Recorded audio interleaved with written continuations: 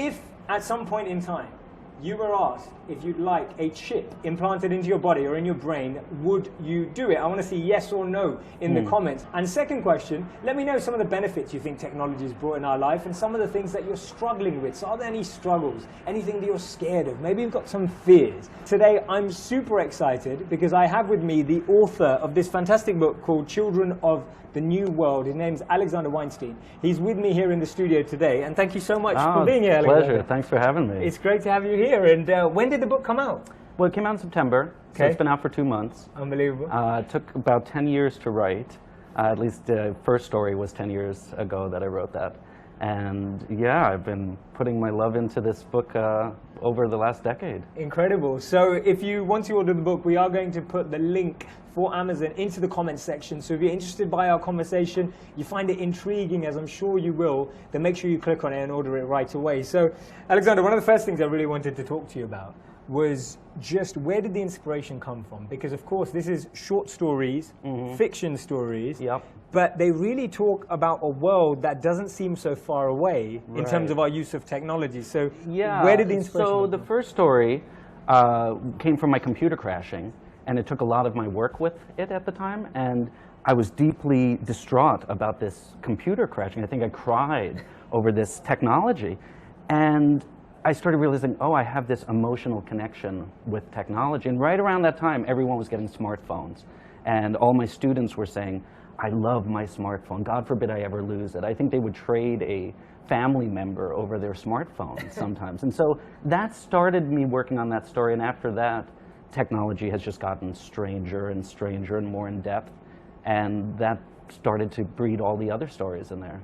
Roseanne says, I miss when a cell phone was just a phone versus a computer. Yeah. What are your thoughts on that? Yeah, no kidding. I mean, I was talking last night at the reading about, I asked how many people still call people on the phone. Yes. And actually it was a really good turnout. A lot of people do still call, so I was very heartened by that. But I think that in many ways the phone is disappearing. We don't call people anymore, you know, just to say, hi, how are you? That's an imposition. And that's a little strange, right? I mean, I do it too. I'm texting all the time. And so I do miss that. I've been thinking about going back to a landline, like starting the landline movement and seeing what happens with that. Yeah, how far have you got? Well, so far I've thought about it. That's as far as I've gotten. And I started calling people, you know, not all the time, but I started calling people just to say, hi, you know, do you want to go for coffee? Where should we meet? As opposed to texting that. Yes. And the reaction so far is mixed. Some people are annoyed that I'm calling, but mostly it's good. Unbelievable. So we've got a question here from Nitin already, straight off the back. As technology gets better, will society get worse? So far, I mean, obviously this is a dystopian take on it. I think yes. I think not, I mean, this is a complicated question, yes and no. In many ways, I think that our personal interactions are going to be more and more minimized, and we're seeing that. Where, like I was talking about talking on the phone, or just if you look at dating apps and how people date nowadays, there is a loss of intimacy and human interaction. And that we're already seeing, and I think that's going to continue to shrink. We're talking about the Rolling Stone interview, and I talk about teledildonics, right, which are these virtual sex toys. I think within the next 10 years, we're going to see people having online sex with one another through some kind of interface that's like Facebook. And then if you don't like what the people look like, you'll just swipe their avatars to make them look like your ideal match. And it'll be STD free and all of that. So I do think that's worse, I'd say. I mean, you know, I'd probably try it, but I'm totally freaked out about where we're heading. Yeah, definitely. I have this rule in my own house that we don't use technology in kitchens and the bedroom, because I feel it's more fun to eat and sleep with people than it is to eat and sleep with technology. Absolutely, right? And so you don't, we were talking before, you're saying you meditate 2 hours, right? So you don't wake up and you don't check your phone the first thing. Yeah, it's because I think the way I liken it to, and I'd love to get your thoughts on this, because with the analogies and the way you're talking about it in the book, I feel like opening up your phone in the morning, the first thing when you wake up, is almost like inviting 100 people into your bedroom. Oh, absolutely. Uninvited. You know, it's just like, imagine if 100 people just stormed into your bedroom. Right. And how would you deal with it? Right, or if you were reading all of these posts and articles, it's as though you kept 50 magazines by your bed and you're just frantically flipping through them. Yeah. I do feel that way. I do still check. See, I'm as bad as my characters. I'll check in the morning, and it's usually the last thing I do before I go to bed. And I think a lot of people do this. Part of this, what I'm working on, is disconnecting in that way. And so, exactly like you're saying, I like this.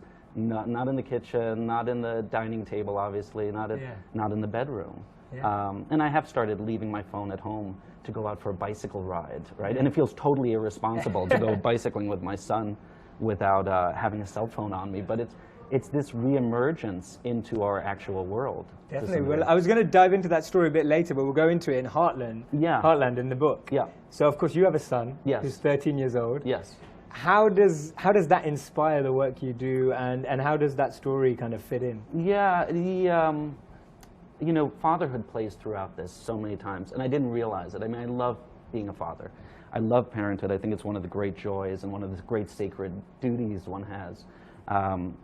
And so I didn't set out to write so many father-son stories, but lo and behold, they're in there. And I think in many ways, now he's 13, he's on every app essentially possible. He's on there all the time. So we have to set rules of, you know, there's no more screen time after, I think we give 2 hours of screen time, of which he can use how he wants. That feels really punitive to him, right? And so we work with that. But it's the same way with him to me. He'll see me checking whatever it is, Facebook, you know, being on there and saying, okay, can we put that down now? Yeah. So I now at 9 o'clock, there's no more cell phones, and we put them away. And has that been a challenge? I mean, what recommendation do you have for other parents that are watching? Well, you know, I mean, I think re-emerging into doing things together, going for walks and not looking for Pokemon Go, just for example, like actually just going out into nature, doing these novel things like bicycle riding or throwing a football around or bowling or any of these kind of things that we once did together. He listens to a lot of my first drafts too, and he's a great editor in many ways. He tells me everything I got wrong with my technology. And so that kind of stuff too, I mean, reading together and then discussing a book or something like that. Those are the kind of basics of what we used to do, right? Yeah. It seems ridiculous that I'm talking about here. This is what we should do. Maybe we should eat together and not check our cell phones. That kind of stuff. And so that does play into there. And I think everywhere where there's a father-son relationship or a parent-child relationship, these are the moments where it's really connecting back to humanity. Mm-hmm. And there's this hope of, you know, there's hope for our generations, there's hope for all of us if we connect with one another. I mean, the book's received fantastic press. I have to say that when I read through the book, I thoroughly enjoyed it. Oh, and it's been likened so much to Black Mirror. Yeah. And I'm a big fan of the show as well. Me too. And so I was wondering, you know, with that happening, when you visualize these stories, do you visualize them in cartoon? Do you visualize them in reality? Like, how do you even think, you know, how are you thinking them through? Yeah, they come to me very differently. Like the last story, Ice Age, yes. Where the premise is it's a second ice age, you know, and there's all the poor people that have survived are in these single igloos, and then there's one rich guy in a double-decker igloo who's burning up all the wood. And I walked around with this double-decker igloo. That's all I had for the story for 2 years. I had a little slip of paper, double-decker igloo, and you can't write a story just about a double-decker igloo. So then I had to work backwards. I had to say, okay, so where would that, you know, so I saw the setting. Where would that then take place? What would be the conflict? And of course, the conflict is that there's limited wood. And then you have this one guy that's burning it all up. So in that case, in many ways, that's how I got there. Now in openness, I had the technology first, which has these layers, these psychic layers. And again, that was a story that took 2 years. I had the technology, I didn't know what the story was. What was the conflict? And so I guess in many ways what I'm saying is I'm always looking at where's the conflict. Yes. And in that case, it wasn't until I went through a very hard breakup wherein my partner was putting up layers that I said, oh, there it is. You know, putting up walls, in that way, that's the human part of the technology. And suddenly I understood the metaphor I was working with. Incredible. So actually all these stories, they're not almost, even though you say you've been writing them for 10 years, it is based on personal experience, all the mixed time. with something you've been teaching. Yeah, I mean, in all of these, the technology in many ways is backgrounded, I think. It's the human struggles, right? It's the falling in love or the trying to be a good parent that always takes the forefront, because that's what I'm really interested in. And so those are autobiographical in many ways, though you'd never be able to tell because it's so futuristic. Yeah. But there's so many of these stories that have to do with falling in love and then losing love, like the cartographers, Yes, for yes. example, it has to do with these implanted memories. But I was really thinking, well, what happens when you break up with somebody, and what happens to those memories that you're sitting with, that you no longer have, right? Yeah. Even though you have them, but you no longer have that connection. That became that story. I wonder how many people actually in the future would love to be able to just erase their memories. I mean, how do you think, what is this teaching us about human behavior? Like, if you could undo everything, and if you could delete, and if you could erase. Yeah. Well, I was thinking about this in the terms of, like, what if you could put in a program, you know, and again, you didn't need to implant the chip, you could just beam it, and it taught you complete compassion, you know, and an open-hearted love, and you just had to, would that be a good technology? Probably, right? And we would probably do that.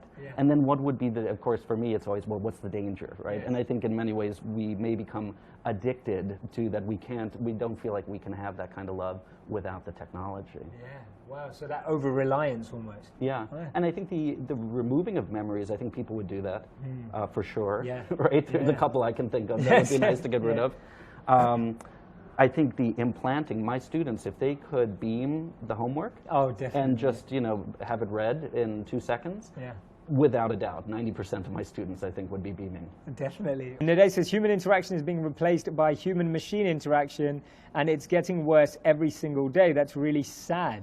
Do you share that same viewpoint? I do. I mean, of course, there's so much wonderful stuff with technology, and in many ways, I've been thinking, you know, post-election, I have a whole different take on technology, and where I think it's really going to be important for getting news out there and connecting people. And so my critique is shifting in some ways, but all of the sort of ways that we waste time online, when we are sitting waiting for something, and instead of sitting and looking at the beautiful day, I don't know what we're doing, crushing candy or whatever it is, that I think there's a sadness to that. I think in some ways we're trying to escape some form of loneliness or something that's missing, and so we look for it here rather than looking for it out there in each, you know, in one another. Yeah, definitely. Rainey's got a great question here. She says, do you think technology is part of the reason society is empathy deficient? Yeah, I sure do. In fact, there's a line in one of the stories that says we were a generation that learned how to block users, but never to learn empathy, right? Yeah.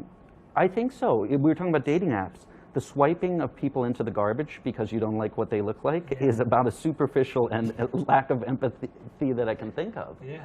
So I think it does train us, both that and also this idea of all our preferences, right? So that everything is streamlined to what we want, as opposed to spontaneity or getting, you know, I think about this when I go to a different city. Now I can walk exactly where I want. I can get in an Uber, I can go where I want. I don't get lost. And so I don't have to ask people for directions. And in that way, I think we lose the human interaction again. And the part that I'm really interested in, how hardwired do you think those habits, like I think the Tinder example is fantastic in terms of this swiping away. Yeah. How far hardwired do you think those habits become in reality? So when I see someone, I instantly swipe them left or right in my mind. Do you think? I do think so. Yeah. I think that's happening. I was, recently I've been on this kick about how can we avoid commodifying people so that rather than looking at one another and figuring out what can you do for me, on some subtle level, we're looking at them and we're not asking anything of them except for them to be themselves. More and more, when we're talking about the swiping away and the preferences, there is a way that I think we use people or make them more expendable because of our technology. And that's where the technology teaches us. You know, the argument is, well, we create the technology so it only replicates our own negative sides. I think that's true, but I think certain programs teach us different behaviors of which we have to agree to if we're going to use that app. Yeah, definitely. I've always felt that with filtering on Instagram or social media, but I always feel like if we did flip those, it would be so interesting to start doing life editing, but in a positive filtered way. So it's almost like if you had a filter for perspective, or if you had a filter for innovation, if you had a you know, rather than filters. That's really nice. I like that, right? So you have an optimistic view, right? If you tend to be a pessimist, you can put on that filter. Exactly. Yeah, I mean, that would be beneficial as a somewhat cynical writer to, you know, have a rosy disposition. Of course, I mean, now we're thinking Black Mirror, right? We're talking about that, and that first episode of season 3, where that sunny disposition and everybody's rating each other on that sunny disposition, that's the pitfall, right? Yes. It's this filtered life of which I do think we start to see that. We go out and we imagine, how will this picture look? In fact, I was having dinner the other night, and two people at two different tables were having birthday parties. And when they sung Happy Birthday, everyone around the table was singing and holding up their phones. Incredible, yeah. And it freaked me out. I mean, it was beautiful that they're at least eating together, but there is this constant filtering and constantly thinking, how will this look when I repost it? Yeah. Yeah. Which I think that's problematic to some degree, right? Well, yeah, I know that there's some concerts, etc., that are trying to ban people taking in their phones because even the artists just want to be experienced as they are on the stage. I mean, what are your thoughts on that, of banning technology in certain spaces? Well, you know, recently I think I was saying to somebody, boy, if you could set up a scrambler inside the cars, that would be nice so people stop texting and driving. But it is a really forceful censorship, right, or banning. And it won't ultimately help us. Like, you know, to some degree, I suppose if you're trying to quit cigarettes, not having them around and banning them from the house is probably a good thing. Yeah. So maybe we do need that, but ultimately it's going to be up to us to step away, right? To not bring it in, to actually enjoy it. And last night at the book reading, nobody had their phones out, so you know, and we were sitting there and having a conversation and sharing. I think those kind of scenes are going to become more and more, will naturally gravitate. That's probably a credit to you that they didn't have their phone out. Or were they banned that's from right. bringing Well, it in? they were banned from it. So, no, I'm kidding. But yeah, I mean, I think also because of these stories, there's a hyper consciousness around like, oh my God, you know, for me too, like right afterwards, I better not be updating my, you know, my site. How much do you feel your own pressure of when you're writing about this stuff?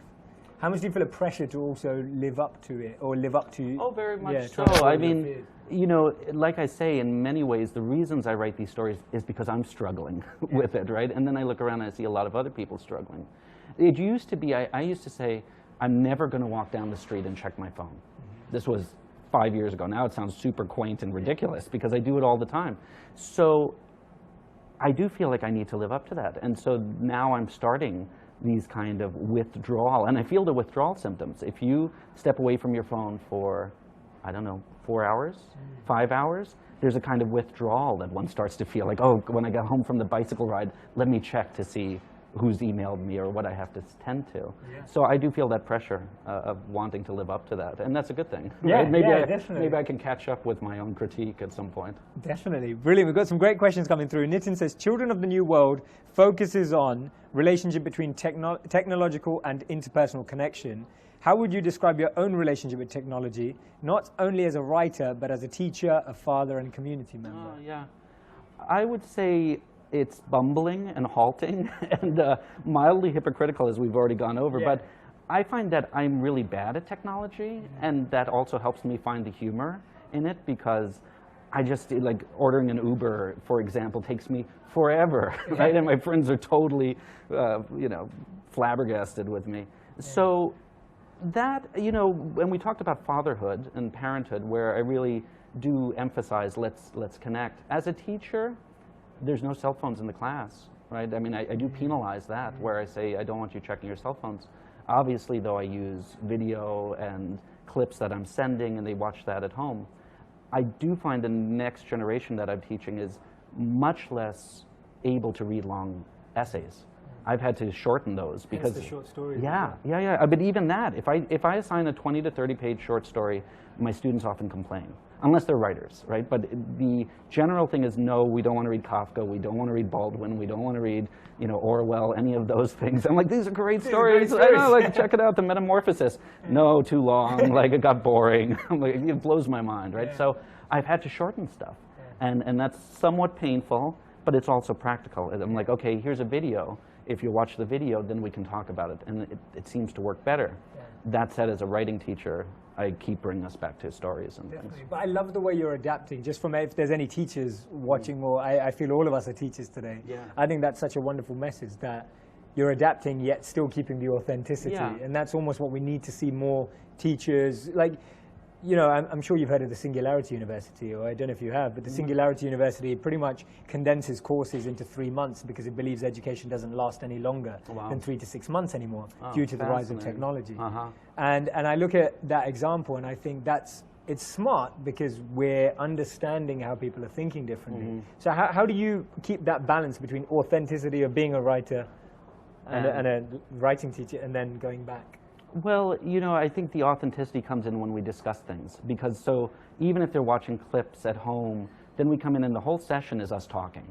And I want to hear people's opinions, and what do you think of this? And we get into things. That's not always, a lot of times, and this is a rural Michigan town, oftentimes some of the families don't do that. They don't have those conversations. And so this is new, and I have to bring students out.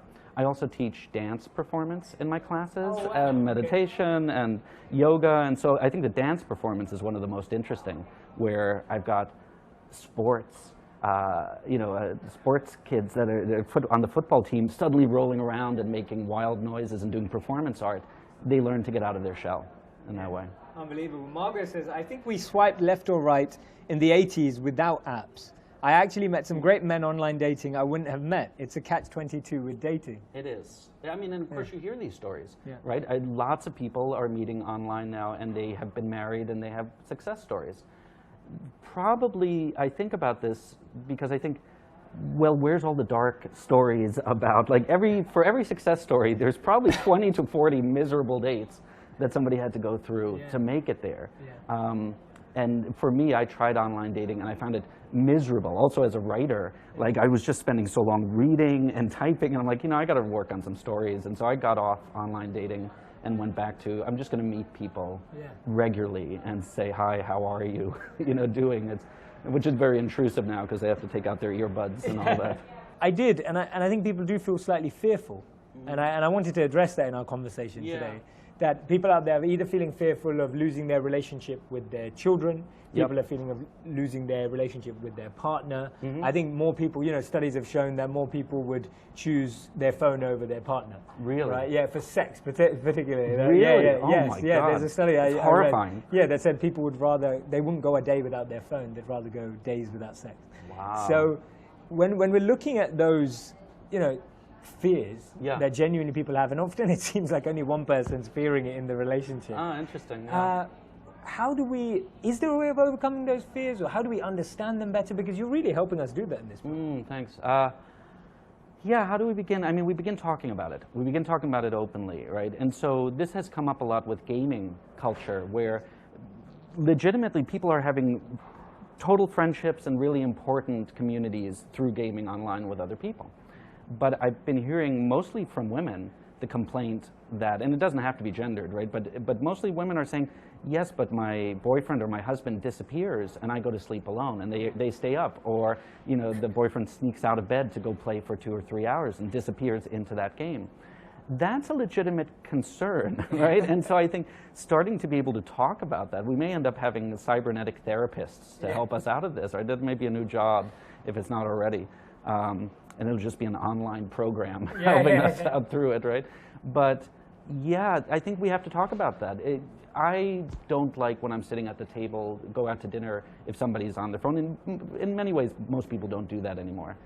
But I do say, if somebody's doing that a lot, like, I'm sorry, can you put it away? And then I'm rude and whatever. But you know, I want to, for me, that I'm on that side where I get bothered by that, or I feel like, well, I really want to spend time with you.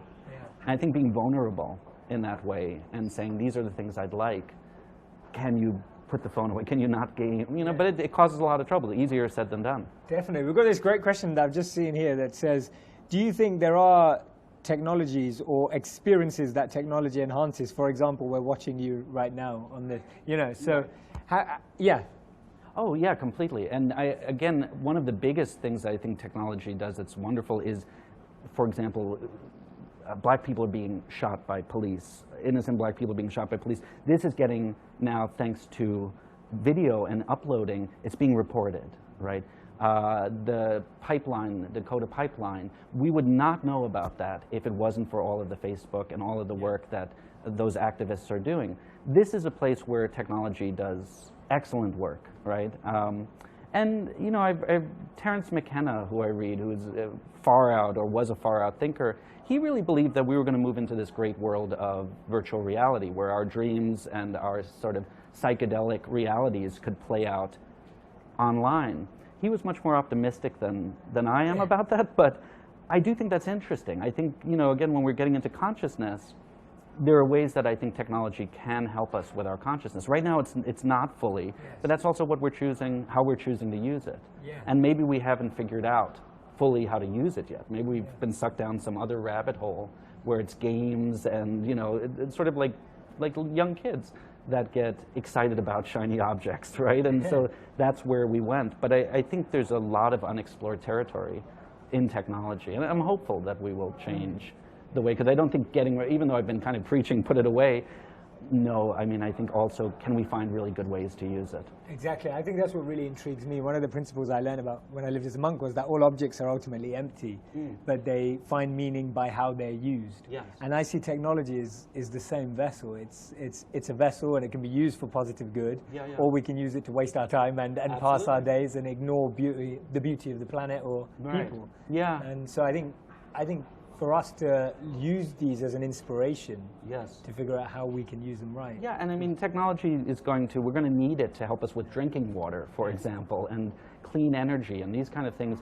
We can rely on that. We could go there and do really interesting things with technology. I think we already are, but even more so. You were talking about beautiful, you know, the beautiful realities. That is one of the things that I see. We're streamlining our online worlds to be really beautiful. But I live out in the Midwest where you see all of the empty strip malls, right? And I write about that in one of the stories, where it's the empty strip malls. Not that I loved strip malls, but now it's even uglier. So there's a way that our natural world, or Flint, Michigan, where the water is undrinkable because of the governor's, you know, changing the water. This is a problem when we don't see that, and then we can go online and escape, but our environment is getting kind of uglier. So I do think there's an environmentalism that runs through all my stories and my life, because I care about nature. So we've got these quick-fire questions we'd love for you to answer. Great. And so these are questions for you. Now ask them as short as you can, as brief as you can. No internet for a week or no phone for a week? No internet for a week. Okay. Your favorite app and why? I don't have a favorite. Oh, the podcast, Dan Savage podcast. Yeah, Savage Love. Nice. Which technology excites you the most? I know that's tough. I know, it is tough for me. Well, actually, recently I've been playing the video game Just Cause 3 with my son. So I think Just Cause 3 right now is pretty exciting. Nice. Which technology scares you the most? Teledildonics. Okay. Yeah, definitely. No, it's freaky. It's freaky. Yeah. The best way to unplug is? Unplug. You just literally unplug the phones and unplug and put them away and don't use them. Yeah. What piece of technology did you wish you invented, if any? Well, I mean, I imagine the internet would have been a good one to be invested in early on. And big question here is, would you, finish the sentence. When I get up in the morning, I... check my phone. Right. Yeah. How do you suggest people change that? How are you trying to change that? Well, so I think by not doing that. And so what I've started doing intermittently is getting up and doing exercise and yoga. And I think by doing yoga and not checking the phone, that's a really good way. Yeah. Brilliant. Finish the sentence. I'm most angry when? I look at the election results. On a Friday night, you can find me? Hang out with my son. Nice. The best thing about life is? Love, parenthood, nature, joy, caring. Brilliant, all the things you can actually experience. If I were able to travel anywhere in the world, I would go to? Iceland. Yeah, Iceland. Have you been before? I have, and I just want to go back. Nice. Or Hawaii. I like islands quite a bit. Which place in the world helps inspire these stories the most? Or is it just in your home and in your own state? Yeah, these in the home now. I'm working on my second book now, which is called The Lost Traveler's Tour Guide. And it's a fictional tour guide to imaginative places. And there I find that when I travel, I get inspired, especially to countries where I don't speak the language, because I'm so again, bumbling. And it seems to be whenever I start bumbling in life, that's where stories start to come out, because I can see the edges. And I know you talk about in the book, like, you know, people not writing anymore in terms of, because we're using so many emojis. Or Do you feel that language is also going to become an online language where we also don't speak? Well, I say that in the book. Yeah. No, I don't think so. I think we like talking too much, right? But that said, I got my first essay that was the worst essay I've ever read and written. That saw some of my student, because he clearly thumbtexted the whole thing. There were no periods or anything, and I had to say, what is this? This is the worst piece of garbage I've ever read. I usually don't say that as a teacher, but this really justified it. Alexander, is there anything we've missed that you feel you would have loved to share with the audience, something that's in your mind right now that you want them to connect with? I think post-election, one of the things that I'm finding, and I'm just speaking personally, is I have this urge to love people and help people much more, and to kind of look around. I think right now more than ever, we need to look around at who's suffering right now and who needs help, and kind of an outpouring of love for one another. That's what's on my mind right now. Yeah. Amazing. And that's beautiful. I don't even want to say anything. That's amazing. That's the lasting message. Where can we be vessels of outpouring that love, compassion, empathy, and support to anyone who's feeling any pain or suffering? Alexander, thank you so much. Oh, my pleasure. Really great speaking to all of you. Take care, guys. See you very soon.